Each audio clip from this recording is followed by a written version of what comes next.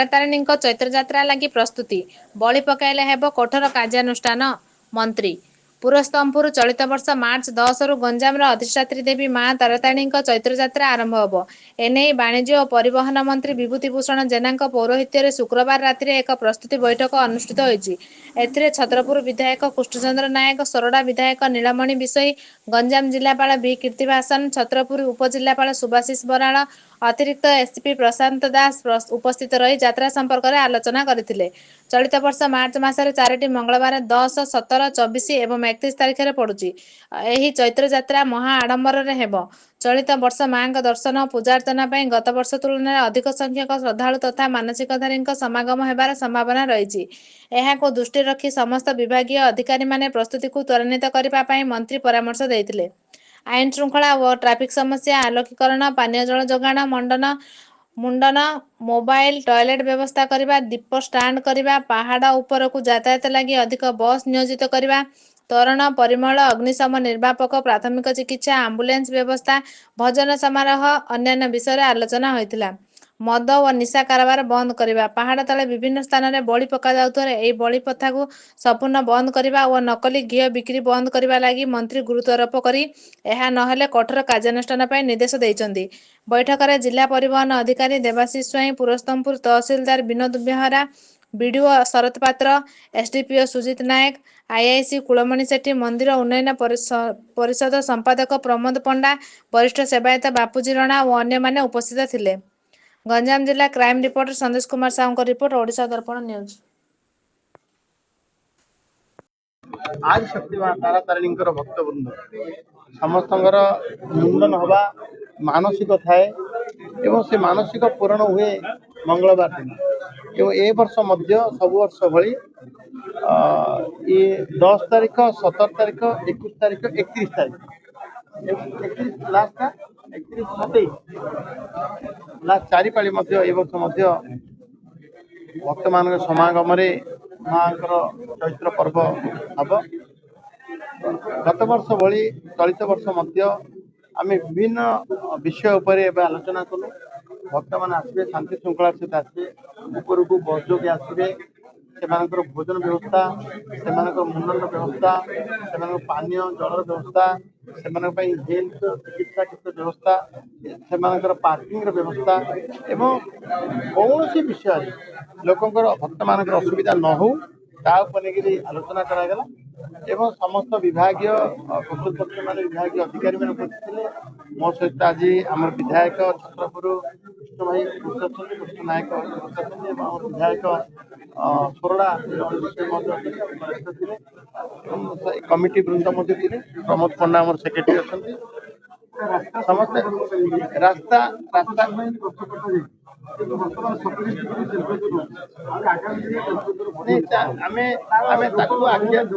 आगे रखे लोक मान असुविधा हम कथा उठा रास्ता जमी आचुली पाक रास्तार कथा, ब्रिज पाक रास्तार कथा एवं छाई कथा गछ गछ अधिक अधिका व्यापक परिमाण जमी गछ रोपण वृक्षरोपण कर पल्यूशन फ्री आम पॉलिथिन मुक्त कर सब बड़ कथा जे जो घी पल्यूशन मुख्य कारण होता चलित वर्ष भल घी दीप दिंतु ये अनुरोध भक्त मान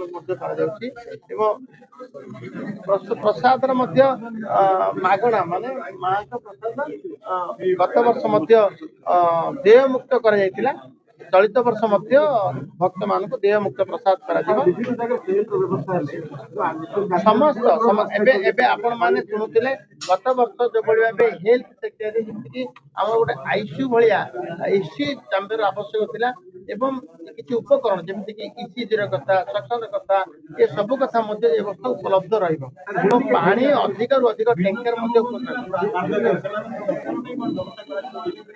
स्वतंत्र स्वतंत्र गत वर्ष स्वतंत्र व्यवस्था थिला जे व्हील चेयर में जो मैंने बार्धक्य मैंने आसी पारना चली चली जावा कष्ट से व्यवस्था संपूर्ण संपूर्ण सब क्षेत्र में सब क्षेत्र जमी समस्या कौन सी क्षेत्र आसब ना भक्त मान तार मत चिंता कर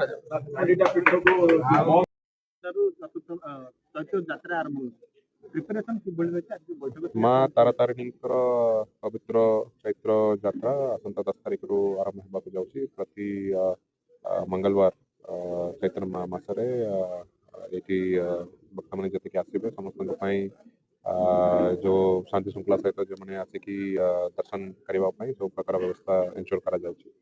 ଆଜି ମାନ୍ୟବର ମନ୍ତ୍ରୀ ଏବଂ ମାନ୍ୟବର ବିଧାୟକଗଣ ଉପସ୍ଥିତ ଥିଲେ। ତାଙ୍କର ଉପସ୍ଥିତିରେ ଗୋଟେ ପ୍ରିପାରେଟରୀ ମିଟିଂ ମଧ୍ୟ ଆୟୋଜନ ହେଇଛି ଏବଂ ସେଥିରେ ପୁଙ୍ଖାନୁପୁଙ୍ଖ ଭାବେ ସବୁ ବ୍ୟବସ୍ଥା ବିଷୟରେ ଆଲୋଚନା ହେଇଛି।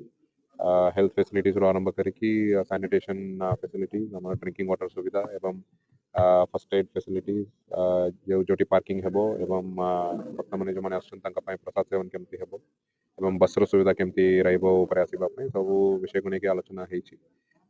ଏବଂ ଆମେ ମାଙ୍କ ପାଖରେ ପ୍ରାର୍ଥନା ରଖୁଛୁ ଯେତିକି ବି ବର୍ତ୍ତମାନ ଆସୁଛନ୍ତି ସମସ୍ତ ସୁରୁଖୁରୁରେ ଆସିକି ଦର୍ଶନ କରିକି ଯାଆନ୍ତୁ ଏବଂ ଆମ ସମସ୍ତଙ୍କୁ ଏସବୁ ବ୍ୟବସ୍ଥାଟାକୁ ପରିଚାଳନା କରିବା ପାଇଁ ଶକ୍ତି ଦିଅ।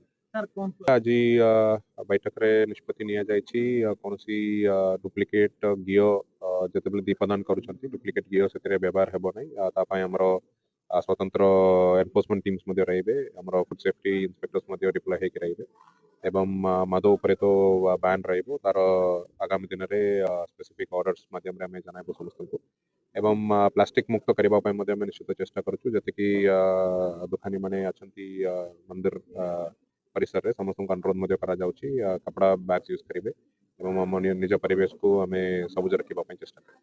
ସାର୍ ପୂର୍ବରୁ ଯୋଉ ବଳି ପ୍ରଥା ଚାଲିଥିଲା ଚଳିତ ବର୍ଷ ବଳି ପ୍ରଥା ରହିବ ନା ତା ବନ୍ଦ ପାଇଁ କ'ଣ ବ୍ୟବସ୍ଥା କରାଯିବ? ସେଟା ବଲିଟାକୁ ବନ୍ଦ କରିବା ପାଇଁ ନିଷ୍ପତ୍ତି ନିଆଯାଇଛି ଏବଂ ଯେଉଁଠି ବି ଯିଏ ବି ଆଇନ ଭାଙ୍ଗିବେ ତାଙ୍କୁ ଆଇନ ଅନୁସାର କାର୍ଯ୍ୟାନୁଷ୍ଠାନ ଗ୍ରହଣ କରାଯିବ।